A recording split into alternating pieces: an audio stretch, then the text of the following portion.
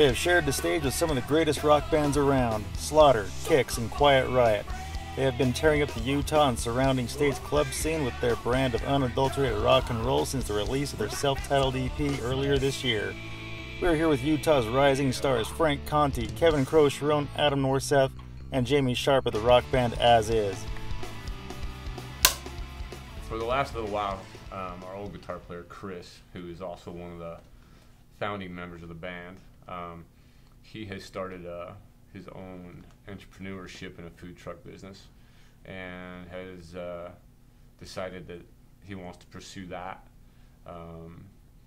With the direction that our band is going and the shows and opportunities that we are getting, he decided that it was time for him to kind of bow out, to let us move on. We wish him the best. We love him. He's a brother. And we brought in Kevin Crocheron. He's been around us for many, many years. He was my first band, first guitar player. Both Frank and I have played with him in other bands. So we'd like to welcome him to As Is. We're excited for the future and what's coming up. It's going to be awesome. Yes, it is. Excited, guys. Thank you. So I think the desire to play again, we missed it. It's in our blood. So we wanted to put everything back together and play again. Basically, I was already playing in another band, and it's basically done it all through family history for the most part. I was already currently in a band active, and these guys had approached me to play with them probably for a solid year before I finally decided, well, they're just going to do this one-off show. Why not? Why not learn the songs and play with them? And Frank bought a bunch of gear just to have at his house for everybody to kind of screw around and play with and whatnot. And he thought, why not just get the band back together for one last finalizing show, because we never really had a show that kind of they kind of didn't have any said closure. Goodbye to everything. And so we played that show at Barbary, and 2 days later Frank was getting phone calls. So I think we came back October of 2017, 16? 2016, yeah. So here we are a year and a half, almost 2 years later, and we're still going strong. Dude, mine vary.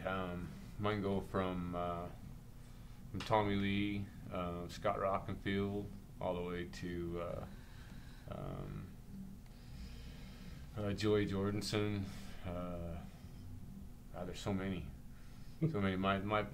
My influences vary, different types of music, from hair metal bands all the way up to death metal bands. Well, of course, Eddie Van Halen was the one that got me into guitar. When I was 15 years old, I went to see Van Halen at the Salt Palace, and I was totally confused. And it was a beautiful thing. So I turned around and I saw a big old trash bag full of weed being smoked at, and I was even more confused. I didn't know what that was, so it was even cooler. But then as I got into it more, just the weed. The weed. Okay. My big three bands are Led Zeppelin, Deep Purple, and Black Sabbath. They're my favorite bands, and like Jeff Beck and Hendrix and Jimmy Page, kind of my big British invasion influences and stuff. But I'm I'm all over the place like Jamie. I love Zakk Wylde. Right now, I think my biggest influence is probably Jake Lee. I've always been more about entertainment as opposed to who's the hottest guitar player, bass player, or whatever. So I'd say my single biggest influence has been Kiss. Nice. And and then Motley Crue, Wasp, a lot of bands that have a whole lot of entertainment value. Probably my earliest influences were the Beatles. My parents grew up in that era, so I was exposed to a lot of the Beatles and Zeppelin and bands like that. So, but yeah, I would say Kiss has probably been my biggest influence since I was a little kid, my teens, I'd say. So, grew up in a house that had music going all the time, anywhere from disco to 50s rock. Really got into loving the Doors, and kind of moved from there later on into Metallica, Testament, Slayer, then into the hair metal stuff, and then the crossovers like Iron Maiden. Love those guys. King Diamond.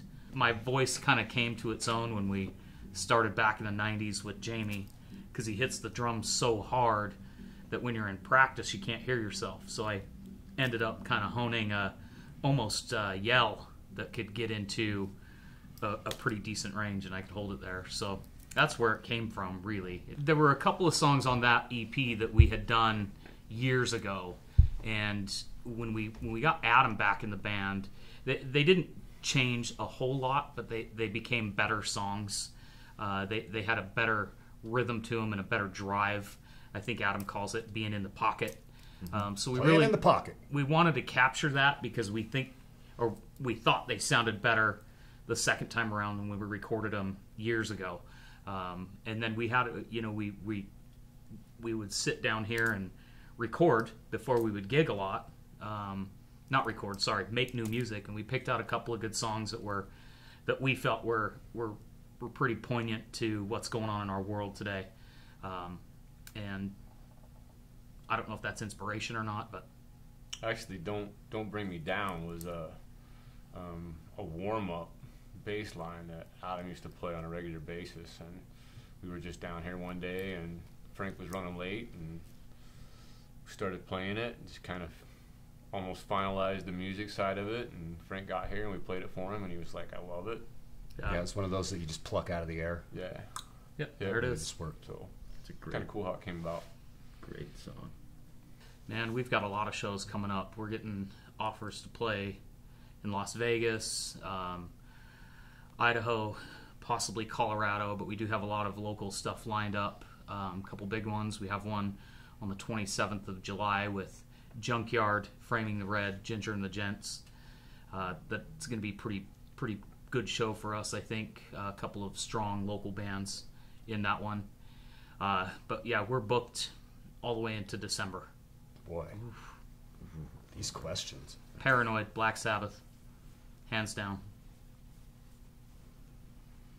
Oh boy, if I answer this now, let's see. Nobody's gonna know it. Highway Star. Deep Purple. Highway Star, Really? nice. All right. I'd probably say I'm a huge Queensryche fan, and I wish I would have written anything off Operation Mindcrime off that album. Yeah. Such a good album. Great album. You picked the song. I wish I would have wrote it. I was just going to say mine would have to be Sister Mary. Mm-hmm. Yeah, for sure. Mm-hmm. I love that song. That's my favorite song off that album. What a great album. So back in the old days, we never had even an eighth of the crowd that we pull now, which is really kind of weird to us. But we had a show at a place called Rafters, and some people may remember that place. Great bar, and we were playing there one night, and there was probably 5 or 6 older ladies, and they were super drunk, and one of them really liked Frank. No, boy. And she came over. I could pop my teeth out, baby. She could barely stand. She could barely even walk, and somehow she got up on the stage and Sat down. The security guy came over and looked at Frank and said, "Do you want me to get her off of here?" And he's like, "Yeah." So when she went to sit down, she kind of flopped down, and she went, "Oh my," and she pissed her pants all over the stage. Frank just immediately turned around and goes, "I can't believe this." Yeah, so that's the strangest thing. That's never happened, and hopefully never Will again. ever happens again. But yeah, I don't know that we've had anything really strange happen, and that I can think off the top of my head. No, not this second run. Every show we've had has been just awesome and amazing. There hasn't been, there's been a few shows where, because of our lives, we haven't been able to practice, and we show up at the show and we Knock play it out of through, the park. we just knock it right out of the park. So yeah, I don't know that anything super weird is. we have 3 I vocals. can think of. We had a recent show where I ended up with just Adam's mic because all the mics went out during the show. So that was that took a lot of teamwork because we've never practiced having one mic. But you know, because some of our choruses are everybody singing, and trying to gather around, you know, 3 sweaty guys like that, it's that's kind of crazy, but not that bad. But we pulled it off. Least. Looks great in a music video. Yeah. Turns out. Looks like it was meant to be that way. But yeah, nothing real crazy besides the lady finger pants. Yeah. More plagued by technical difficulties. Yep.